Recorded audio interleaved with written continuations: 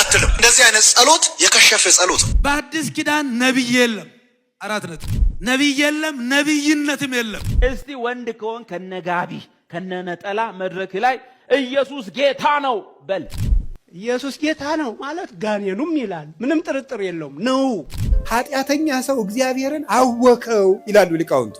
እንዳይቀስፈው ጥቂት ጽድቅ ይሰራል። ኦርቶዶክሶች ኢየሱስን አይሰብኩም እና ማንን ነው የምንሰብከው? የት ጋር ነው እናንተስ ኢየሱስን የሰበካችሁት? የቱ ጋር ነው የሰበካችሁት? መጽሐፍ ቅዱስን ይኸው ተነጋገረን፣ አታውቁትም።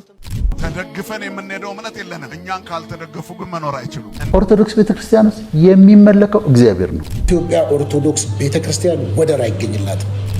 በስመ አብ ወወልድ ወመንፈስ ቅዱስ አሐዱ አምላክ አሜን። ሰላም የዚህ የዩቲዩብ ቻናል ተከታታዮች እንደምን አላችሁ? እግዚአብሔር የተመሰገነ ይሁን። በጣም ደህና ነኝ። ይህ የዩቲዩብ ቻናል ቤተ ተዋህዶ ይባላል። ቤተ ተዋህዶ ማለት የተዋህዶ ቤት ማለት ስለሆነ የተዋህዶ ልጆች የሆናችሁ ሁላችሁም በዚህ የዩቲዩብ ቻናል መንፈሳዊ ቻናል ነው እየገባችሁ ሰብስክራይብ፣ ላይክ፣ ሼር እንድታደርጉ በእግዚአብሔር ስም እጠይቃለሁ። እንግዲህ በዚህ የዩቲዩብ ቻናል አዳዲስ የሆኑ አጠራጠር ያሉ መንፈሳዊ አባቶቻችን ትምህርት የሚቀርብበት ስለሆነ ሰብስክራይብ፣ ላይክ፣ ሼር እያደረጋችሁ እንድትከታተሉን በእግዚአብሔር ስም እንጠይቃለን። ወደ ዕለቱ ትምህርት።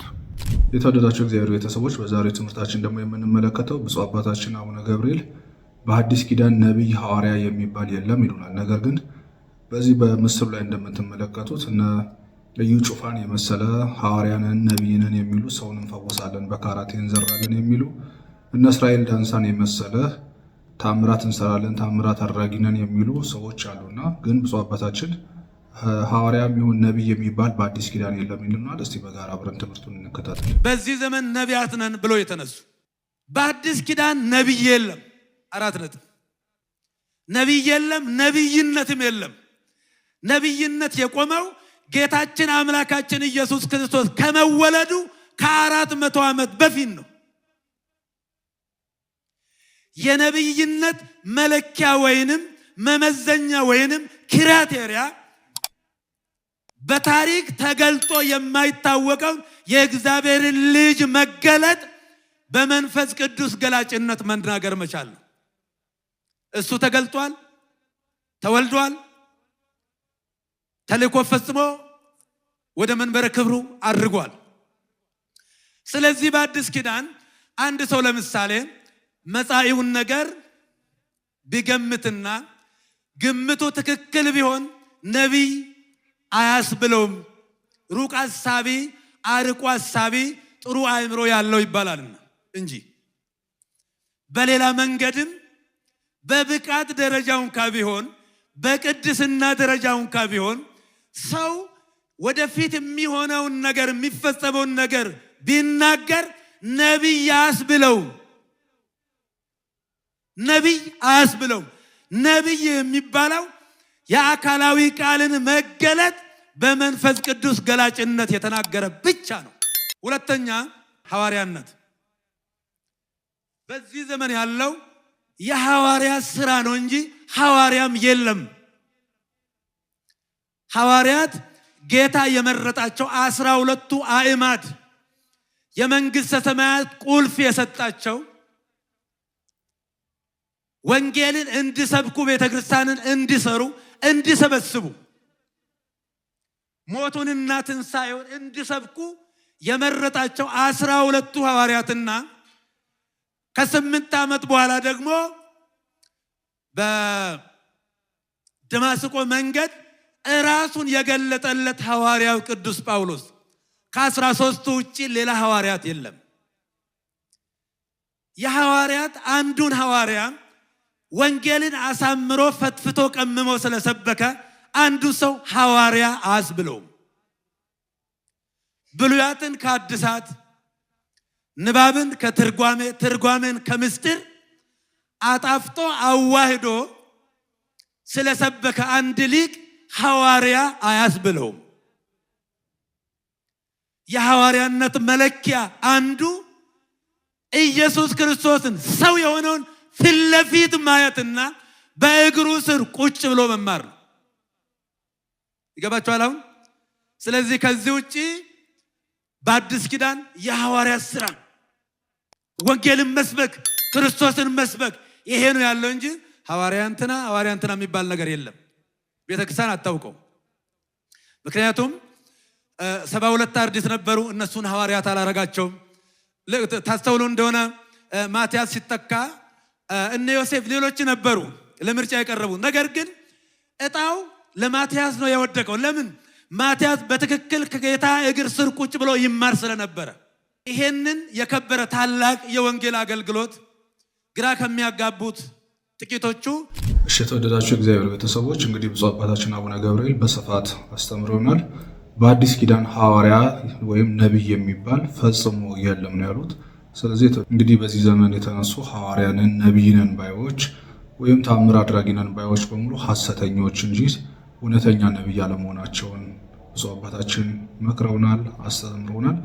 ላስተማረን ለመከረን እግዚአብሔር አምላካችን ስሙ የተመሰገነ ይሁንልን። ሰብስክራይብ፣ ላይክ፣ ሼር ማድረጋችሁን አትርሱ። ወደ ቀጣዩ ትምህርት እንሄዳለን። በቀጣዩ ትምህርት ደግሞ ነቢይ ነኝ ወይም ደግሞ ሐዋርያ ነኝ የሚለው አባታችን ሆይ የሚለው ጸሎት የከሸፈ ጸሎት ነው ይለናል። በጣም የሚያሳዝን ነው። አባታችን ሆይ የሚለው ጸሎት ራሱ ጌታችን አምላካችን መድኃኒታችን ኢየሱስ ክርስቶስ ያስተማረው ትምህርት የከሸፈ ጸሎት ነው ይለናል። እስቲ በጋራ አብረን እንከታተልና መልሱንም በዚሁ አብረን እናገኝበታለን። አባታችን ሆይ ጸሎት የከሸፈ ጸሎት ነው አለ። አዱን ካወቅ ፍቃድ ከሆነ አትልም። እየጸለይክ ነው፣ የሆነ ነገር እየጠየቅክ ነው፣ የሆነ ነገር ትፈልጋለህ፣ ግን ፍቃዱ አልተገለጠልህም። ከዚህ የተነሳ ፍቃድ ከሆነ ትላለህ። እንደዚህ አይነት ጸሎት የከሸፈ ጸሎት ነው። በዚህ ዓመት የጸሎት ስታይላችሁ መቀየር አለበት። የጌታ የመድኃኔዓለም የኢየሱስ ክርስቶስ ራሱ ያስተማረውን ጸሎት የከሸፈ ጸሎት ነው ከሚልህ ሰው ጋር ምን ታደርጋለህ አንተ? እንዴት ነው ክርስቲያን የምትባለው የክርስቶስን ጸሎት የከሸፈ ነው እያልክ የራሱን ቃል የባለቤቱን ቃል እንዴ? ምን አይነት ጸሎት እንጸልይ እስኪያስተምረን ብለው ሲጠይቁት እኮ ነው አባታችን ሆይ ይበሉ። ቀልድ ነው እንዴ? ይሄ ጸሎት ቀልድ ነው እንዴ? መንግስት ምን አይነት መንግስት? ምንድነው መንግስት? ስትተነትነው እኮ እጅግ የሚገርም የሚደንቅ ነው። ስምህ ይቀደስ በጣም እኮ የሚገርም ነው። የእግዚአብሔር ስም ምን አይነት ስም ነው? ደግሞ በአንድ በኩል ጉልበት ሁሉ ለዚህ ስም ይንበርከክ ብሎ ሲያስተምር ታየዋል። ስምህ ይቀደስ የከሸፈ ጸሎት ነው እያለ አዲስ ሰው ነው ይህ ጩፋ የሚባል አሁን እሱን የሚከተል እንግዲህ አረ ምን አይነት መጋረጃ ነው እንደው ወንድም እህቶቼ ላይ ያረፈባቸው። ይሄ እኮ የዲያብሎስ ድምጽ ነው። አቤት የኢትዮጵያ ኦርቶዶክስ ቤተክርስቲያን እናቴ ወርቄ እኮ ናት። አየህ ከአባታችን ሆይ በላይ ጸሎት የለም እኮ ነው የምትለው። የጸሎት ሁሉ ንጉስ አባታችን ሆይ ነው። አሁን ይህን ሰውዬ ትከተላለህ አንተ? ራሱ ጌታችን አምላካችን መድኃኒታችን ኢየሱስ ክርስቶስ ያስተማረን ትምህርት ነው። እንዲህ ብላችሁ ጸልዩ ብሎ አባታችን ሆይ በሰማይ የምትኖር ብሎ ያስተማረን ነውና እንግዲህ ይህ ሰው አይምሮ ጤናማም አይመስልም። የተረበሸ አይምሮ ያለው ሰው ነው ይህንን ጸሎት የሚቃወም እንጂ እውነተኛ አይምሮ ያለው ሰው የሚቃወመው ጸሎት አይደለምና እግዚአብሔር አምላክ ልቦና ይስጠው እንላለን። ወደ ቀጣይ ትምህርት እንሄዳለን። እኛ ኦርቶዶክሳውያን ተደግፈ ነው የምንሄደው የለንም። ሌሎቹ ግን እስቲ አብረን ትምህርቱን ከራሳቸው እንማር። ተደግፈን የምንሄደው እምነት የለንም። እኛን ካልተደገፉ ግን መኖር አይችሉም። እንደ ፓራሳይት እኛ ላይ ተጣብቀው እኛኑ ይነክሱናል፣ ደማችንን ይመጣሉ። ተደግፈን የምንሄደው እምነት የለንም። እኛን ካልተደገፉ ግን መኖር አይችሉም። እንደ ፓራሳይት እኛ ላይ ተጣብቀው እኛኑ ይነክሱናል፣ ደማችንን ይመጣሉ። እኛ ደግሞ እያማረብን እንሄዳለን። ተዋህዶ ደምቃለች። ታቦታችን ከፍ ብሏል። የሚዘርፍ ስብከት የላትም። የምዕመናኖቿ ጀርባ ላይ የሚያራምድ ስብከት የላትም። ሳር የሚያስግጥ ወንጌል የላትም። የክርስቶስን ስጋና ደም የሚያበላ ግን አላት። የነፍስ ምግብ ወንጌል አላት። ተዋህዶ ጠጣ መርዝ የሚያስጠጣ ሃይማኖት የላትም የኢትዮጵያ ኦርቶዶክስ ተዋሕዶ ቤተክርስቲያን። በሌሎች ሃይማኖት ግን ያያችሁትን የምትመለከቱ ነው። ወደፊቱም በዚህ ቪዲዮ ላይ አብረን በቆይታችን የምናየው የምንመለከተው ይሆናል።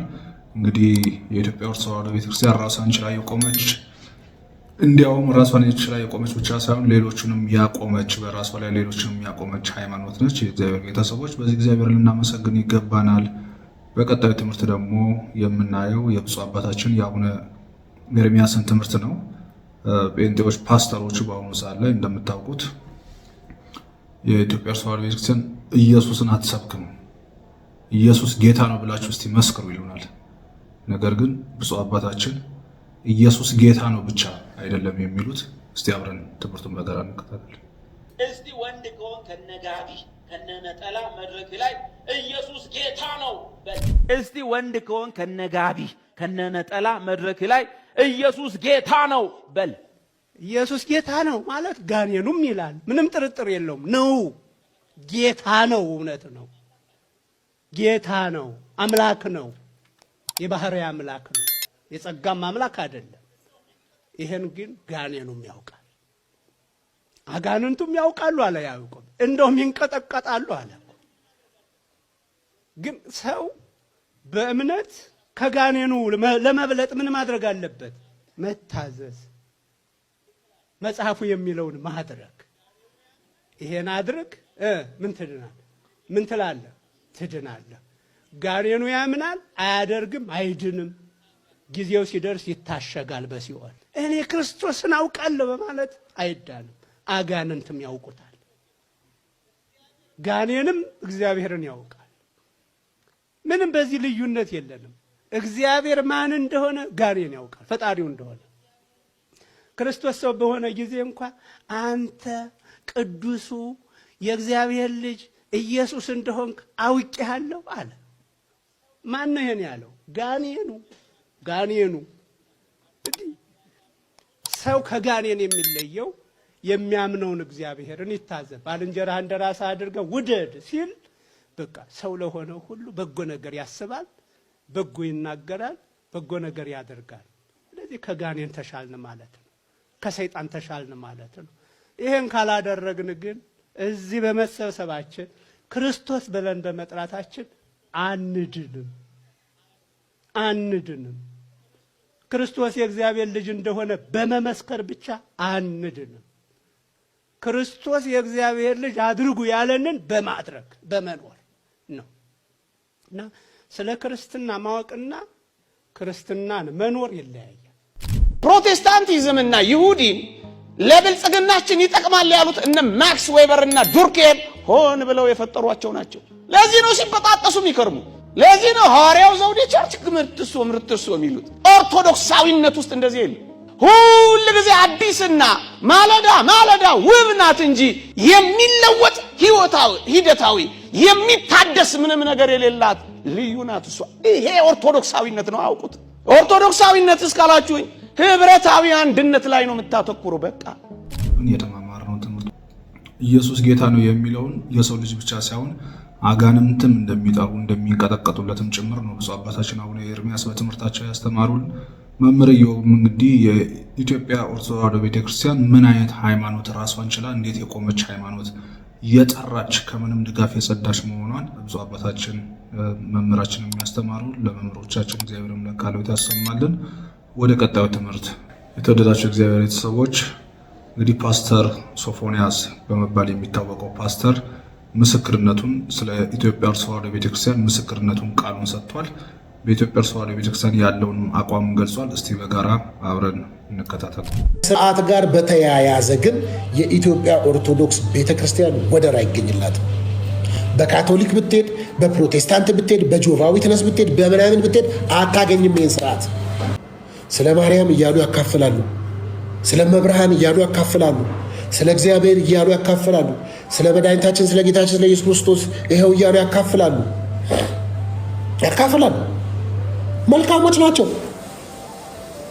መልካሞች ናቸው፣ ጥሩዎች ናቸው። እኔ እዚህ ስለ ኢትዮጵያ ኦርቶዶክስ ቤተክርስቲያን ያለ ልብ ከፈት ያለ ነው። እንደ ድሮ ይሄ ባለማወቅ ዝግት ያልኩ ብቻ አይደለም። አሁን ከፈት ያለ ልብ አለኝ። ለመስማትም ዝግጁ ነኝ፣ አሁን ለማዳመጥም ዝግጁ ነኝ። እንዴት እንደሚያስደስት የዛፎቹ የሚለው ሁሉ እጣኑ ምን ሆነ በጣም ነው የምደሰተው። ደስ ይላል። አለባበሳቸው፣ ሴቶቹ አለባበሳቸው በስነ ስርዓት፣ ወንዶቹ አለባበሳቸው ስርዓታቸው። ኢትዮጵያ ኦርቶዶክስ ቤተክርስቲያን በዚህ የምትገርም የምትደንቅ ነች። እንዲች እንደ ፔኒን ከን አታወጣላትም ስርዓቷ። እንግዲህ የተወደዳችሁ እግዚአብሔር ቤተሰቦች ለወንድማችን ለፓስተር ሶፎንያስ እግዚአብሔር አምላክ ይስጥልን፣ እናመሰግናለን። እንግዲህ የኢትዮጵያ ኦርቶዶክስ ተዋሕዶ ቤተክርስቲያንን ከመስደብ ከመዘባበት ወንጌልን ኢየሱስ ክርስቶስ የሚለውን ስም በኢትዮጵያ ወይም በአፍሪካ እንዲታወቅ ያደረገችው የኢትዮጵያ ኦርቶዶክስ ተዋሕዶ ቤተክርስቲያን ነች። የኢትዮጵያ ኦርቶዶክስ ተዋሕዶ ቤተክርስቲያንን ከመስደብ ይልቅ በዚህ መልክ ማመስገን፣ ነገር ግን የራስን ሃይማኖት ማምለክ ይቻላል። ለወንድማችን እግዚአብሔር ባለበት እግዚአብሔር ልቦና ሰጥቶ ደግሞ ወደኛ እንድትመለስ የሁላችን ምኞታችን ነው። እስቲ በቀጣይ ደግሞ በዛው በፓስተሮች ቤት የሚመለከውን መዝሙር ወይም ደግሞ ጭፈራ እንመልከተው። ቆይ እስቲ ቆይ እንዳትቀይረው። ይሄን ሰው የት ነው የማውቀው? ማን ብዬ ልጥራው ስምህን በርሱ ምን ብዬ ልጥራው ስምህን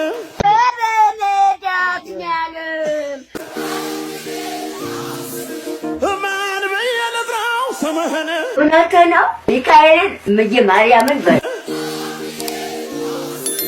ምን ብዬ ልጥራው ስምህን ዝም በል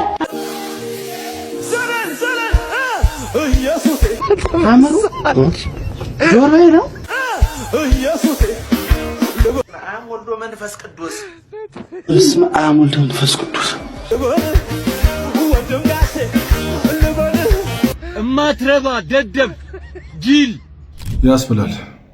አያስብልም ሳይሆን ያስብላል። እግዚአብሔር እንግዲህ ልቦና ይስጣችን። እንግዲህ ይሄ መዝሙር ከኢትዮጵያ ተዋሕዶ ቤተክርስቲያን ማን ብዬ ልጥራው ስምህን እየተባለ ስለ መድኃኔዓለም ለእመቤታችን ለቅዱሳኑ ላይ የሚዘመር መዝሙር ነው። ነገር ግን እሱ በቸርች ውስጥ እንደዚህ መቀለጃ አድርጎባታል። እንግዲህ እግዚአብሔር አምላክ ልቦና ይስጠው ነው የምንለው። ፓስተር ወዳጄነህ ዶክተር ስለ ኢትዮጵያ ተዋሕዶ ቤተክርስቲያን የመሰከረውት አለ። እስቲ ስለ ፓስተር ደግሞ እንከታተል። ኦርቶዶክስ ቤተክርስቲያን ውስጥ የሚመለከው እግዚአብሔር ነው። ሌላ ማንም አይመለክም። ታቦትም አይመለክም። ቅድስት ማርያም አትመለክም። ቅዱስ ገብርኤል አይመለክም። እግዚአብሔር ነው የሚመለከው። አብ ወልድ መንፈስ ቅዱስ አለቀ። ከዛ ውጪ የሚመለክ ነገር የለም። እና እነሱም ቅዱሳንም አምልኩን አላሉ። እነዚህም ደግሞ አማኞቹም አስተማሪዎቹም ደግሞ እናምልካቸው አላሉ። በኢትዮጵያ ተዋሕዶ ቤተክርስቲያን ቅዱሳን አሉ፣ ጻድቃን አሉ፣ መላእክት አሉ። እነዚህ ሁሉ የሚመለኩ ወይም ደግሞ አምላክ የሚመስላቸው ሰዎች አሉ። ነገር ግን እኛ የምናመልከው አንድ እግዚአብሔርን ብቻ ነው። የእግዚአብሔር ቤተሰቦች ልታውቁ ይገባቸዋል። ይህንን ትምህርት የምትከታተሉ የኢትዮጵያ ተዋሕዶ ቤተክርስቲያን የምታመልከው አንድ እግዚአብሔርን፣ ቅዱሳንን አማላጅ፣ ሊቃነ መላእክትን ተራዳይ ብላ ነው እንጂ አምላክ ብላ አይደለም። አንዳንድ ሰዎች ግን ብዙ አምላክ ያለን ነው የሚመስላቸው። እግዚአብሔር አምላክ ልቦና ይስጣቸው እንላለን። በቀጣዩ ትምህርት ደግሞ እንሄዳለን። ወደ ቀጣዩ ትምህርት ደግሞ ስንሄድ እንግዲህ በእነሱ ፓስተሮቻቸው እንዴት ህዝቡን እያስጨፈሩ እንዴት በሐሰት እያጭበረበሩ ከኢትዮጵያ ንግድ ባንክ ይሄን ታህል እዚህኛው ባንክ ይሄን ታህል ገብቶላል እያሉ እንዴት እንደሚያጭበረብሩ ነው የምንመለከታቸው። እስቲ በጋራ እንመልከት። የሰማችሁ ነው። የእስራኤል ወንድም ነው አይደለም፣ የቸርቹ አባልም አይደለም፣ ነቢም አይደለም። እኔ የመጣው ከእስራኤል ሀገር ነው። ነቢ እስራኤል እንደዛ ከሆነማ ክብር ይገባል።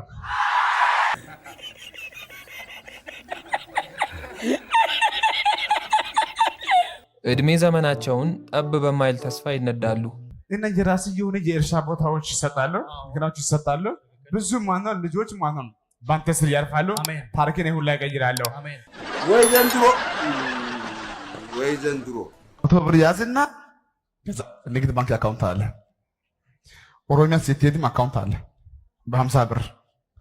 ደቡብ ግሎባልም ወጋገንም አንበሳ ሁሉ ቦታ ላይ 5 ቡክ አለ። ግን ሁሉ ብደምር 2000 አይሞላ።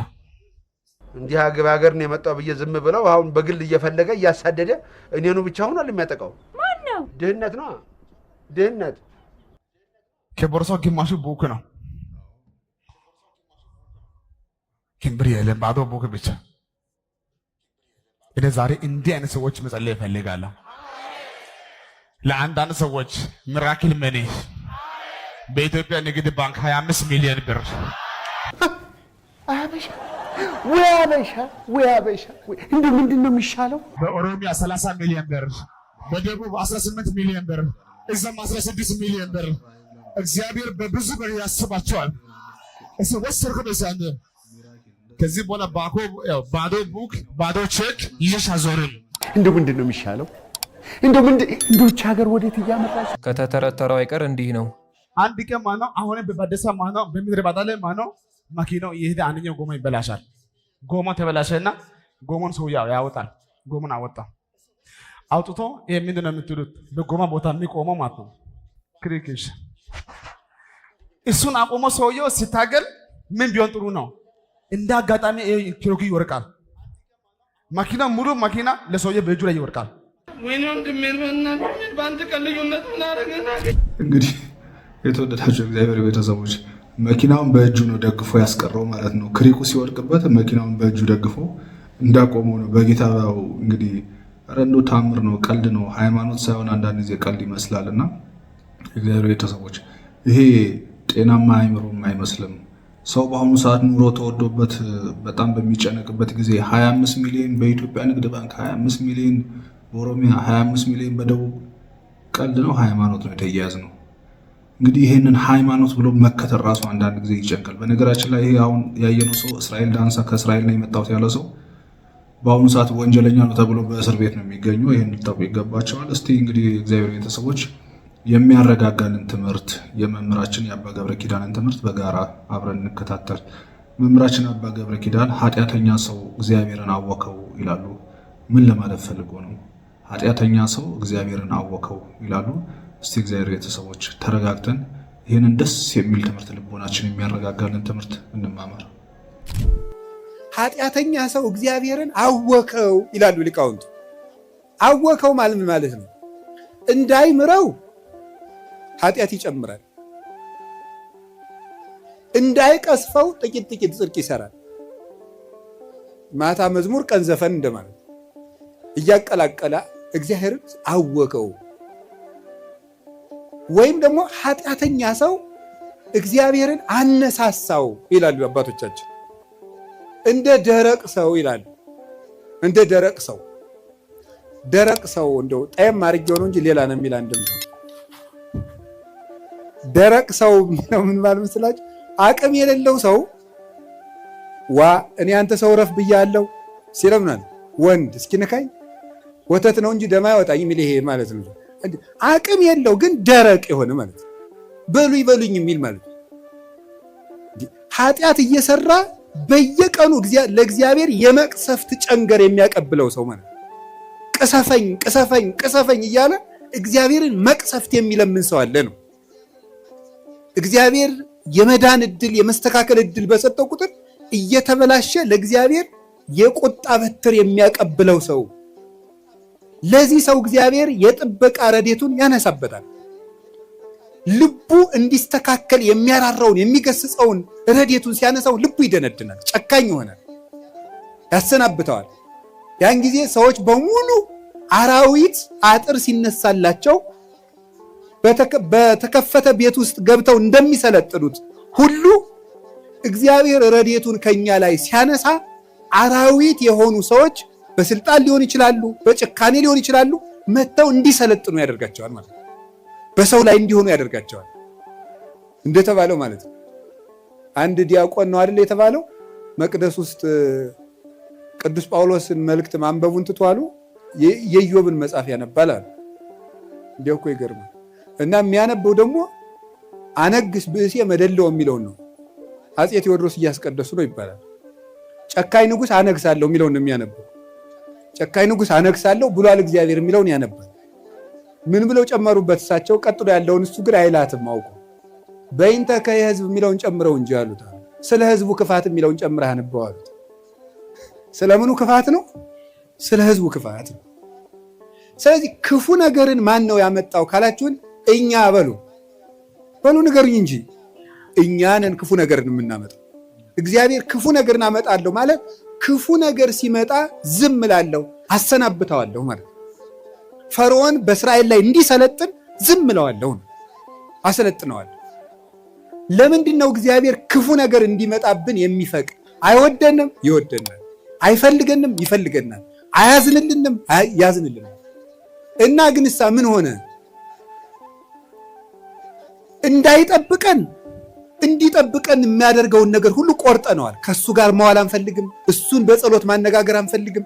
ሕጉን መፈጸም አንፈልግም። በቤቱ መኖር አንፈልግም። መታረቅ አንፈልግም። መስማማት አንፈልግም። በምን መልኩ ይጠብቃል? አብሮን ቢኖር ክፉ አይደርስብንም። አብሮን እንዳይኖር ደግሞ ቤታችን ቆልፈናል። እኔ በደጅ ቁሜ አንኳኳለሁ፣ የሚከፍትልኝ ቢኖር ራት እበላለሁ ብሏል። የምንከፍተው እኮ ደጃፋችን መስኮታችን አይደለም፣ ልብ ነው ደጅ ያለው። ያን መክፈት ይጠበቅብናል። በየት ይግባ ክርስቶስ እኛ ጋር ለመግባት? ስለዚህ እንዳይጠብቀን ስናደርግ ክፉ ነገሮች ወደኛ ይመጣሉ። ለአባታችን ለአባ ገብረ ኪዳን እግዚአብሔር አምላክ ረጅም ዕድሜ ከጤና ጋር ይስጥልን። የአባታችን በረከታቸውን በሁላችን ላይ ያሳድርብን። እንግዲህ ኃጢአተኛ ሰው እግዚአብሔርን አወከው፣ እንዳይምረውም ከኃጢአት አራቅም፣ እንዳይተወውም ጽድቅን የሚመስል ነገር ይሰራል። ስለዚህ ኃጢአተኛ ሰው እግዚአብሔርን አወከው ያሉት እግዚአብሔር የተማማርነውን ትምህርት በልቦናችን ያሳድርብን። ተወደዳችሁ የእግዚአብሔር ቤተሰቦች ይህንን የዩቲዩብ ቻናል ሰብስክራይብ፣ ላይክ፣ ሼር ማድረጋችሁን አትርሱ። ወደ ቀጣዩ ደግሞ ቪዲዮ እናመራለን። ፓስተር ቸሬ ስለ ኢትዮጵያ ኦርቶዶክስ ተዋሕዶ ቤተክርስቲያን ቅጽረ ግቢ፣ ስለ መረጋጋቱ፣ ስለ ሰላሙ የሰጡትን ምስክርነት በጋራ ብለናል።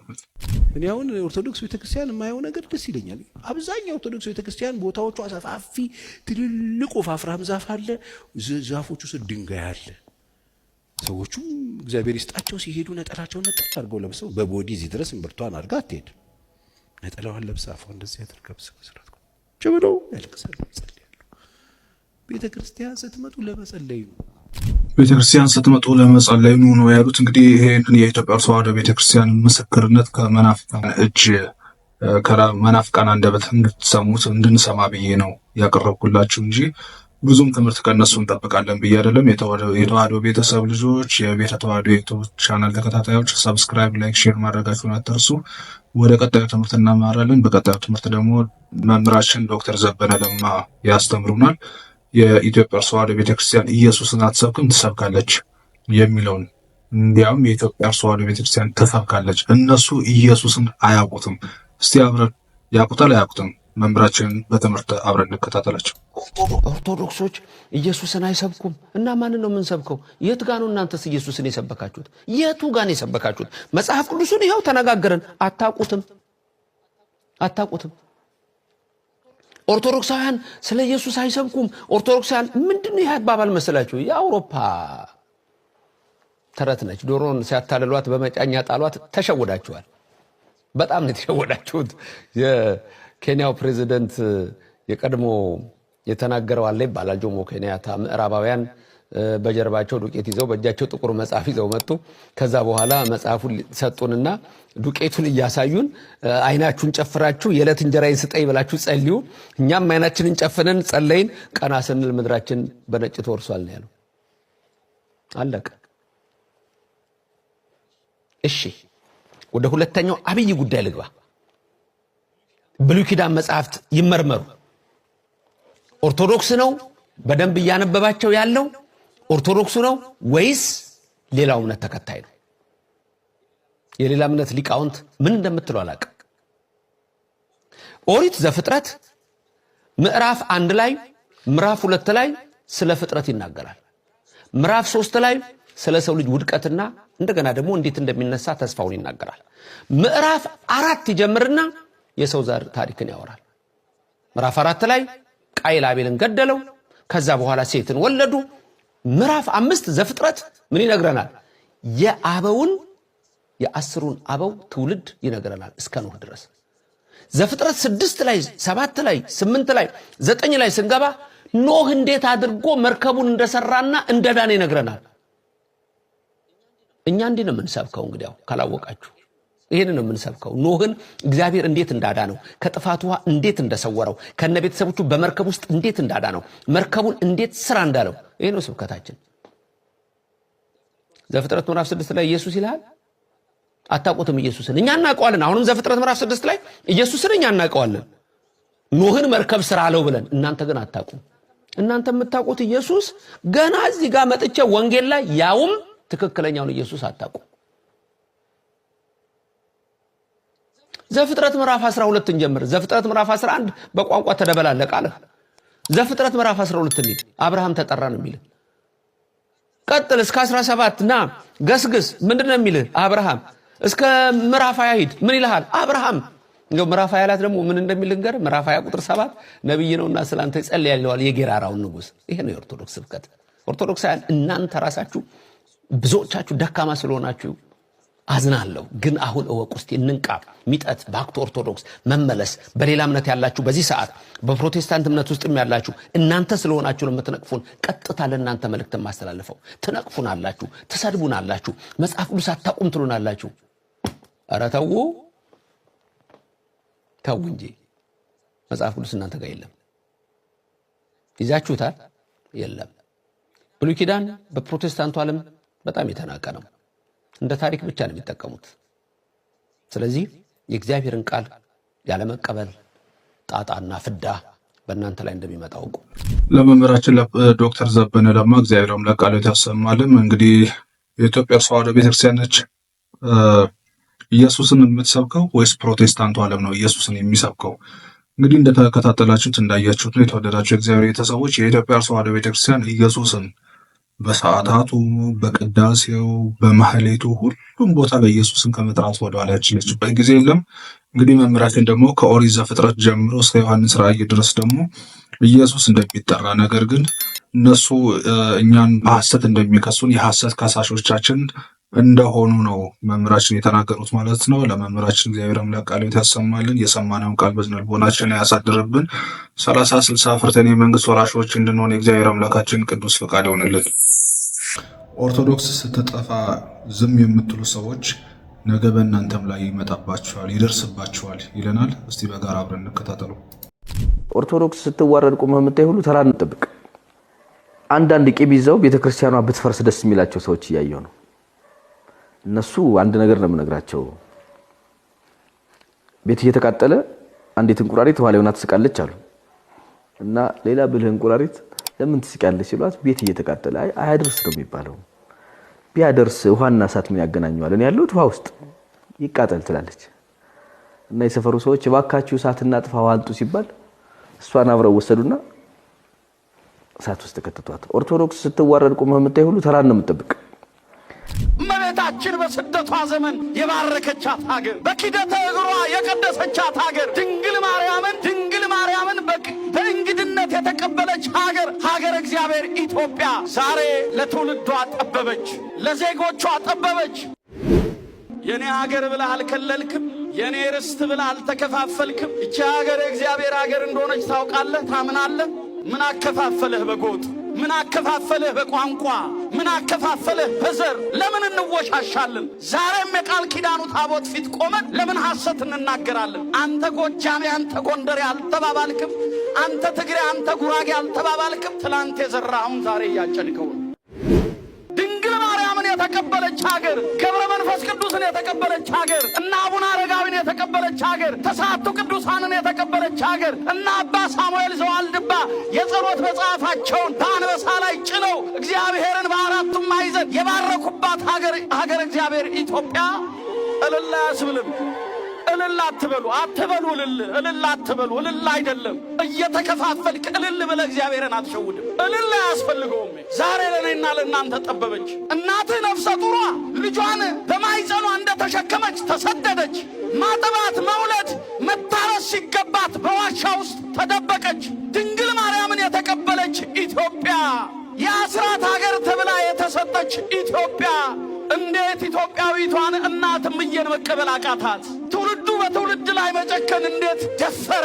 እንዴት ደስተኛ ሆነ? እንዴት በዘር ተከፋፈለ? ለወንድማችንም እንግዲህ የኢትዮጵያ ኦርቶዶክስ ተዋሕዶ ቤተክርስቲያን ስትወረር ዝም የምትሉ የሃይማኖት ድርጅቶች እናንተም ተራችሁን ጠብቁ ነው ያለው። የእንቁራሪቷን ምሳሌ ሰምታችኋል። በቀጣይ ደግሞ መምህራችንም አባታችን ያስተማሩትን ትምህርት ሰምታችኋል። እንግዲህ የኢትዮጵያ ኦርቶዶክስ ተዋሕዶ ቤተክርስቲያን ሀገር ማለት ነች። ነገር ግን ኢትዮጵያ ዛሬ ያለችበት ሁኔታ ጥሩ አይደለም። በጣም የሚያሳዝን ነው። የሚያስለቅስ ጊዜ መሆኑን ነው መምህራችን ያስተማሩን። ለሁለቱም እግዚአብሔር አምላክ ቃሎት ያሰማልን። እንግዲህ የተወደዳችሁ እግዚአብሔር ቤተሰቦች ይህንን ቤተ ተዋሕዶ የዩቲዩብ ቻናል ሰብስክራይብ፣ ላይክ፣ ሼር ማድረጋችሁን አትርሱ።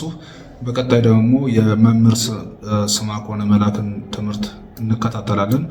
መምህር ስምዐኮነ መላክ በመጠን የሚኖር ክርስቲያን ሁልጊዜ ሰላማዊ እንቅልፍን ይተኛል፣ የማንችለውን እግዚአብሔር አይሰጠንም፣ በመጠን እንኖር ይላሉ። እስቲ አብረን ትምህርቱን እንከታተል። በመጠን የሚኖር ክርስቲያን ምንጊዜም ሰላማዊ እንቅልፍ ነው ያለው። በመጠን የሚኖር ክርስቲያን ከሰው ጋር አይጣላም። ባልንጀሮቹንም አያማም። አንዳንዱ ሰው እኮ ከወንድሞቹ ከእህቶቹ ጋር የተኳረፈው በምን እንደሆነ ታውቃላችሁ? እነሱ ብዙ ሀብት እያላቸው ብዙ መኪና እያላቸው እኔ በእግሬ ሲሄድ ዝም አሉኝ ብሎ ነው እንዴ? በእግሩ ሲሄድ መኪና ያልሰጡትን ሰዎች እያሰበ እግር የሰጠውን እግዚአብሔርን ይረሳል። አያችሁት? እግዚአብሔር ላደረገለት ነገር ማመስገን ሲገባው ስላላደረጉለት ሰዎች ሲል እግዚአብሔርን ጨምሮ ያኮርፋል ማለት ነው። እንደውም ምን ይላል በመጨረሻ? እግዚአብሔርስ ቢሆን ለነሱ ዕለት እየጨመረላቸው ይሄዳል፣ ለኔ ግን ዝም ይለኛል ብሎ ለነሱ ዕለት ሀብታቸው ሲበዛ እየተመለከተ በእግዚአብሔር ላይ ቅያሞቱ እየጨመረ ይሄድበታል ማለት ነው። በእግዚአብሔር ላይ ቅያሞቱ እየጨመረ ይሄዳል። እውነት ለመናገር እግዚአብሔር ለዚህ ሰው የሰጠው ነገር ቀላል ነገር ነው እንዴ? እግዚአብሔር ለነዚያ ሰዎች ሀብት በጨመረ ቁጥር ከሀብታቸው እንዳይበሉለት የሚያደርግ የሚያስጨንቅ ነገርስ ጨምሮላቸው እንደሆነ ምን እናውቃለን? እነዚያን ሰዎች እኮ የሚያስጨንቋቸው ሰዎች በጣም ብዙ ናቸው። በብዙ ነገር ነው የሚጨንቁ። እነሱ ጋር የሚደርሰው ጭንቅ ሁሉ እናንተ ጋር ቢመጣ ትችሉታላችሁ? ከነ ጭንቃቸው ትተውላችሁ ወንበራቸውን ቢሰጧችሁ ትችሉታላችሁ? ስለማትችሉት ነው እግዚአብሔር ዝም ያላችሁ ወገኖቼ። የምትሸከሙትና የሰጣችሁ እግዚአብሔር የሰጠን የምንችለውን ነው። የማንችለውን ነገር አይሰጥም እግዚአብሔር። ስለዚህ ግድ የላችሁም፣ በመጠን እንኖር። ለመምህራችን ለሊቀ ሊቃውንት ስምዐኮነ መልአክ እግዚአብሔር አምላክ ቃል ያሰማልን። እግዚአብሔር የሰጠንን ሁሉ በመጠን የሰጠን፣ ከመጠናችን በላይ እግዚአብሔር ምንም አንዳች የሚሰጠን ነገር የለም። ከመጠናችን በላይ ቢሰጠን እግዚአብሔር ሊጎዳን እንደሚችል ስለሚያውቅ ነው ብለው ነው መምህራችን ያስተማሩን። የተወደዳችሁ እግዚአብሔር ቤተሰቦች በድጋሚ የተመሰገነ ይሁንልን። እንግዲህ እኛም 30፣ 60፣ 100 ያማረ ፍሬ አፍርተን የመንግስት ወራሾች የስሙ ቀዳሾች እንዲያደርገን የእግዚአብሔር አምላካችን ቅዱስ ፈቃድ ይሁንልን። የተዋሕዶ ልጆች የሆናችሁ ሁላችሁ ይህንን የዩቱብ ቻናል ሰብስክራይብ፣ ላይክ፣ ሼር ማድረጋችሁን አትርሱ። ስለነበረ ሰዓት ስሙ የተመሰገነ ይሁን። ወስብሐት ለእግዚአብሔር።